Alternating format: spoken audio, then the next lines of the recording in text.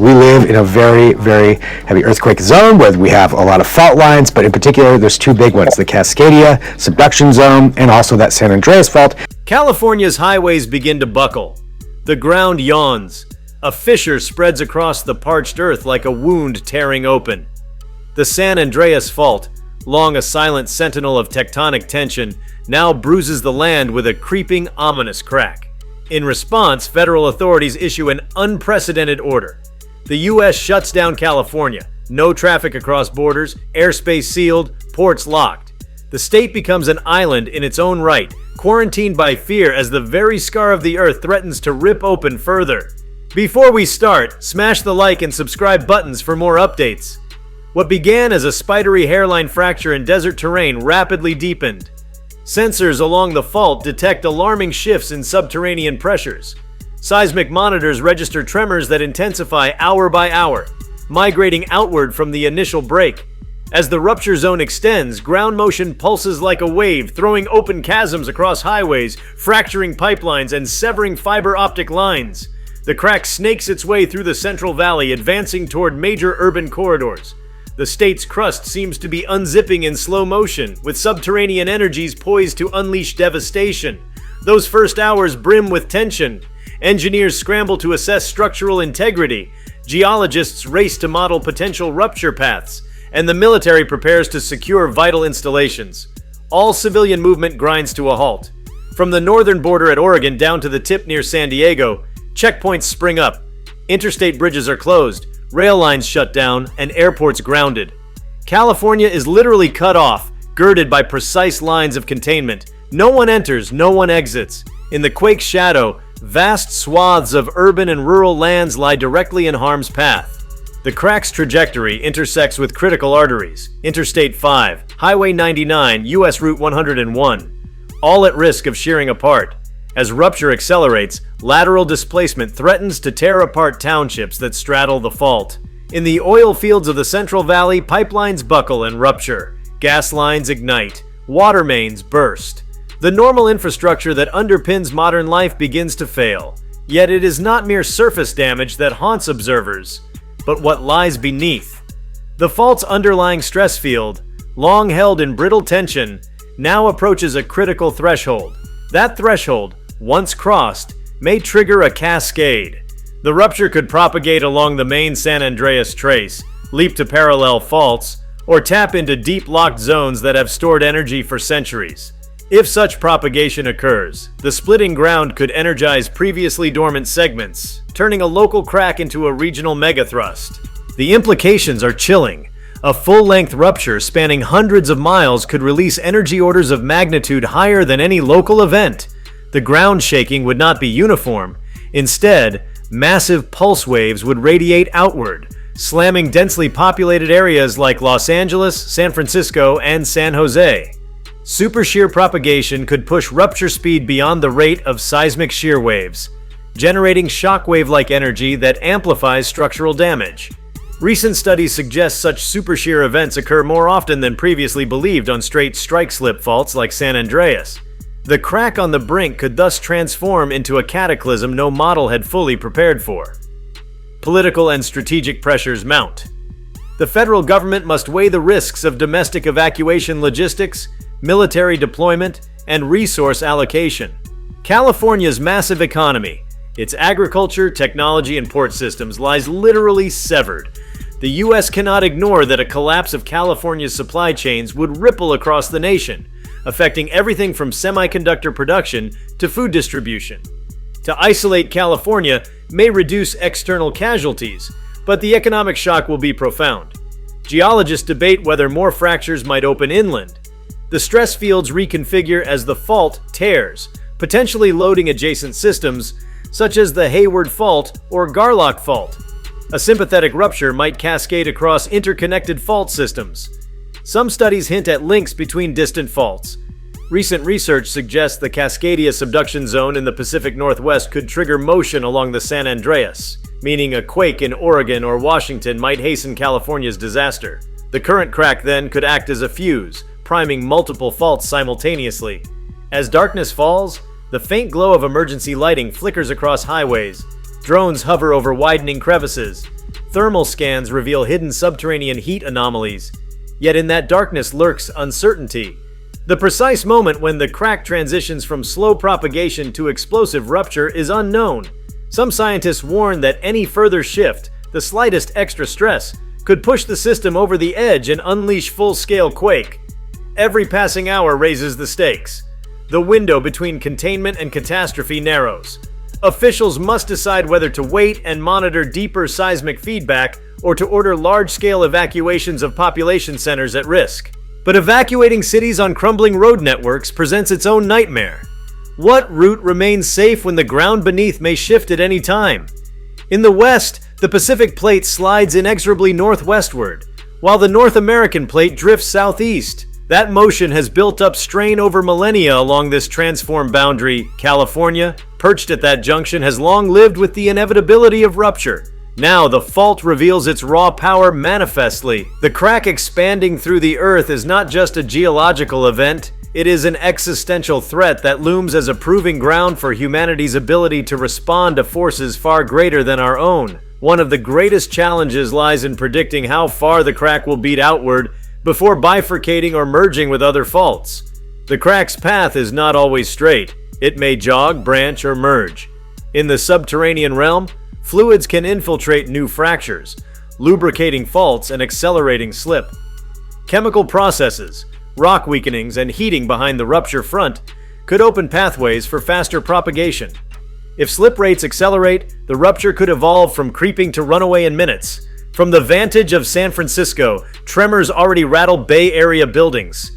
The ground grumbles in nerve-shaking patterns. Engineers scramble to assess whether bridges and tunnels can remain open. The Bay Bridge becomes a subject of seismic scrutiny. Connectors and expansions joints risk warping under lateral displacement. In Los Angeles, the urban sprawl lies within reach. The San Gabriel Mountains to the east, the Mojave Corridor above, all are in harm's lattice. The ground beneath many communities may liquefy, losing coherence and capable only of sliding en masse. In the agricultural heart of the state, the Central Valley stretches between the West and Sierra foothills.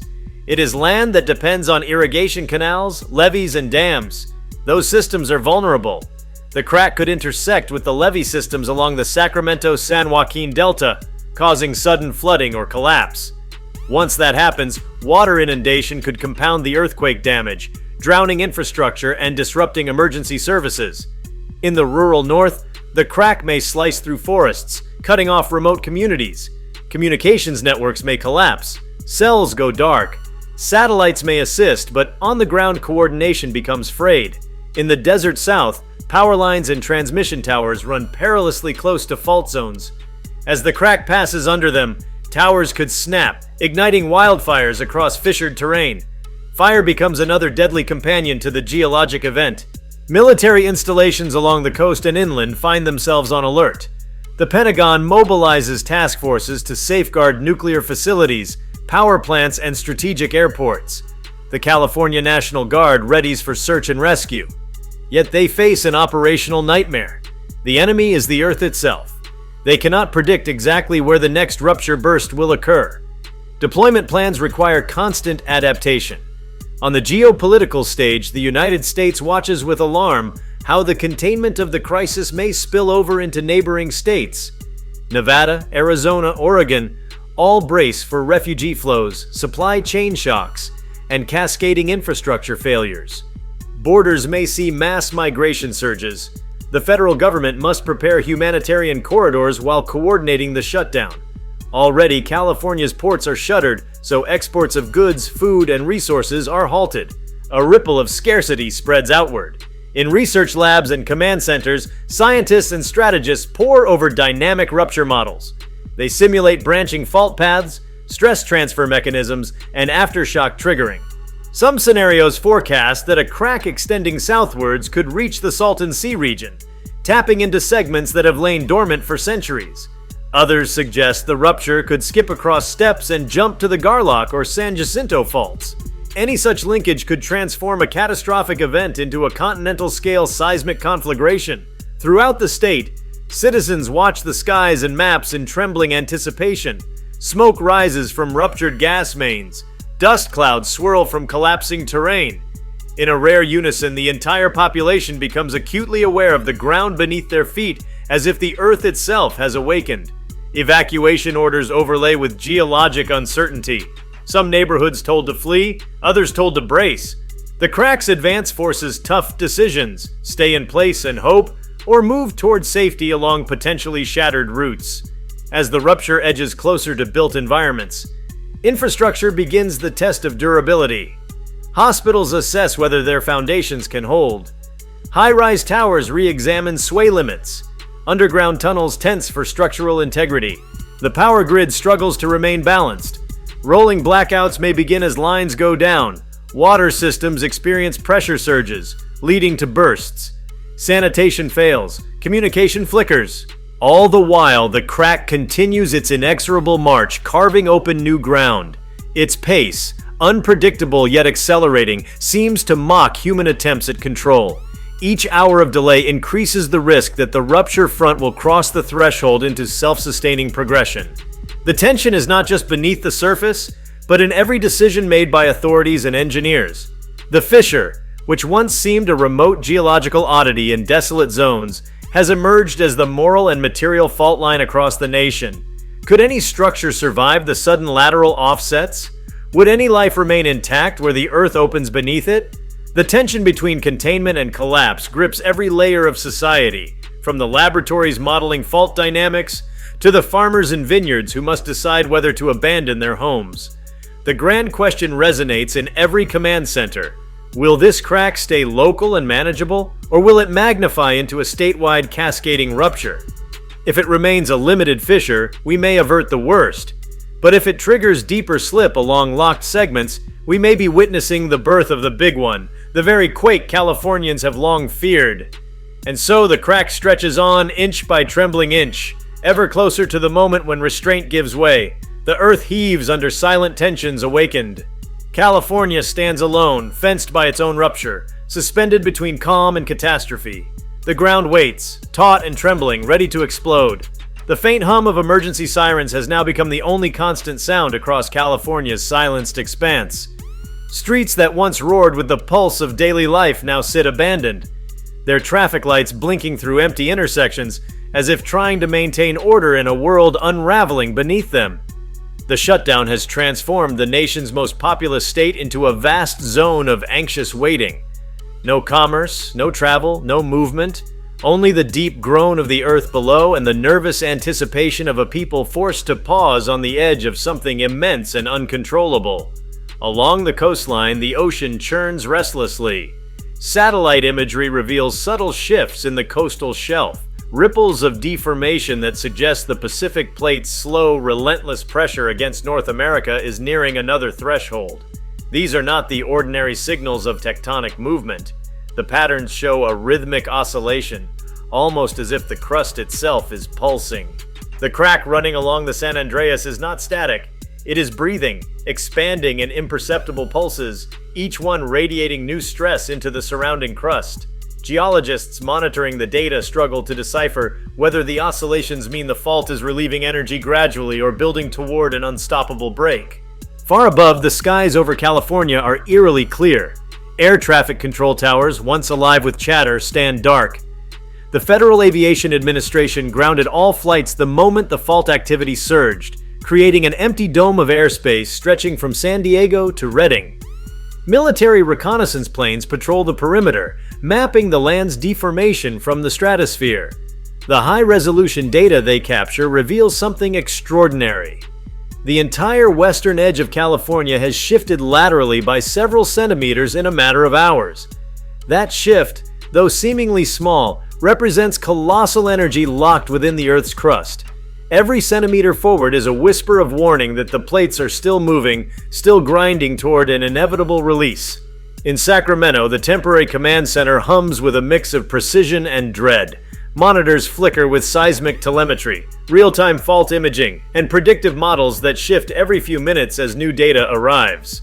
The most advanced AI-driven simulations now project an increasing probability that the rupture will extend farther north than previously thought, perhaps even linking with segments beneath the Bay Area. That possibility sends a wave of unease through officials. San Francisco sits atop a dense web of secondary faults that could activate in a chain reaction if the San Andreas rupture expands just a few kilometers more. Meanwhile, down in the south, the tension is palpable in the air. Los Angeles, sprawling and vulnerable, is a city balanced on both fault lines and faith. The skyline gleams in the evening sun, but beneath those towers lies a lattice of sediments prone to amplification of seismic waves. Engineers know that if the rupture reaches the metropolitan region, the shaking could be catastrophic even before the main fault snaps entirely. The city's emergency broadcast network remains active, its digital billboards flashing continuous alerts instructing residents to stay put, conserve resources, and prepare for possible ground movement. The human dimension of the shutdown is unlike anything the nation has ever witnessed. Millions of Californians confined within their borders, each household transforming into a small island of uncertainty. People stand on their porches and stare toward the horizon waiting for something, some sign of relief or finality. Communication networks struggle under the weight of constant usage. Satellite phones and ham radios emerge as the most reliable means of contact. The internet remains functional, but slowed to a crawl in many regions as damage to fiber cables increases. For the first time in generations, California feels isolated from the rest of the world, not by ideology, not by politics, but by geology itself. In the deserts near Palm Springs, the air carries a low-frequency vibration that seems to come from nowhere and everywhere at once. Scientists stationed near the fault zone describe the sensation as a deep resonance, a subsonic hum that precedes major ruptures. Instruments confirm the presence of microseismic events, tiny fractures snapping one after another like invisible dominoes. The energy builds silently, invisibly, but each pulse contributes to the grand orchestra of pressure preparing to play its devastating crescendo. At the same time, the psychological pressure mounts. The shutdown has imposed an eerie stillness, but also a sense of suspense that gnaws at the collective mind. News outlets broadcast continuous coverage, but with little new information to provide, commentators lapse into speculation. Every new tremor becomes headline news, every vibration a potential precursor. Across social media, amateur seismologists and frightened residents share shaky phone videos of cracks widening in driveways, walls splintering, and strange flashes of light in the night sky. Phenomena possibly caused by piezoelectric discharges from rocks under intense strain. The Earth is literally producing light as it tears itself apart. In the depths of the Earth, however, the true drama unfolds unseen. Seismologists explain that the San Andreas Fault is not a single line but a labyrinth of strands, interweaving fractures running through the crust like tangled roots. When one segment slips, the stress migrates to another, redistributing itself across hundreds of miles. The current crack may have triggered secondary zones of weakness, creating a patchwork of instability stretching from the Salton Trough to the Gabilan Range. Some of these zones have not moved significantly in recorded history. If they begin to shift now, the scale of the rupture could far exceed any historical precedent. Farmland across the central state begins to show signs of stress. Fields once level now undulate slightly, irrigation canals tilt, and groundwater levels fluctuate erratically as subterranean aquifers are compressed or released. Farmers watch helplessly as their land subtly deforms, knowing that their livelihoods depend on stability that no longer exists.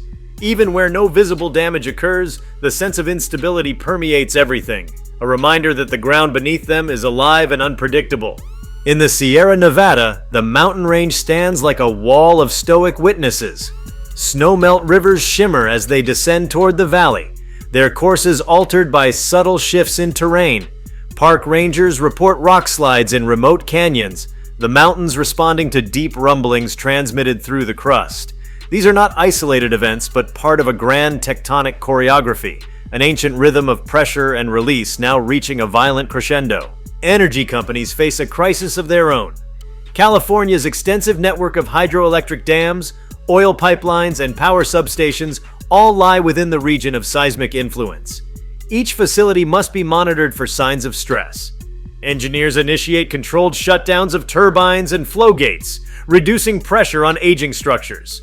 A dam failure amid an ongoing tectonic event could multiply the disaster exponentially.